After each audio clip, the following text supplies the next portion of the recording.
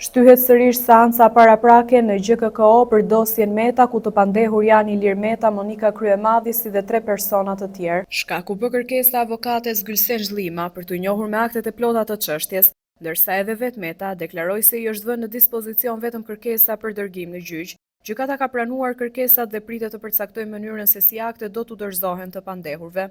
Pas seancës, avokati Kujtim Cakrani theksoi se Meta do të jetë I pranishëm në çdo seancë gjyqësore, duke theksuar se ai nuk fshihet, por përballet me akuzat. Ai shtoi se kreu I PL-s është gati të dëshmojë edhe për ngjarjet e 21 janarit dhe të paraqesë dokumente që sipas mbrojtjes kanë qenë deri tani të klasifikuara si sekrete shtetërore.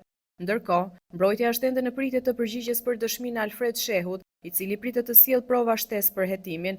Nga ana tjetër, gjykata e lartë ka rrëzuar kërkesën e Metës për ndryshim të masës së sigurisë, duke lënë në fuqi vendimin e apelit të GKKO-s për arrest në burg. Kujtojmë se më herët, procesi është hyrë disa herë për shkak të kërkesave të avokatëve për përjashtimin e gjyqtares Irena Gjoka, me pretendimin se ajo është në konflikt interesi dhe nën hetim nga SPAK. Mbrojtja po ashtu akuzon SPAK se ka paraqitur prova të reja jashtë afatit lidhur me lobimin e LSI-s në SBA. Meta, I cili ndodhet në paraburgim që nga tetori 2024, ka apeluar çështjen deri në gjykatën kushtetuese, duke pretenduar se po mbahet pa akuzë të vlefshme dhe se po cënohet Konvekta Europiane për të drejtat e njeriut.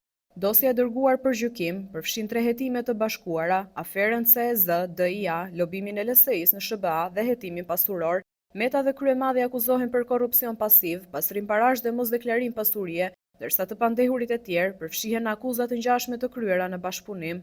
Seanca e radhës pritet të zhvillohet pas vënies në dispozicion të akteve për të gjitha palët.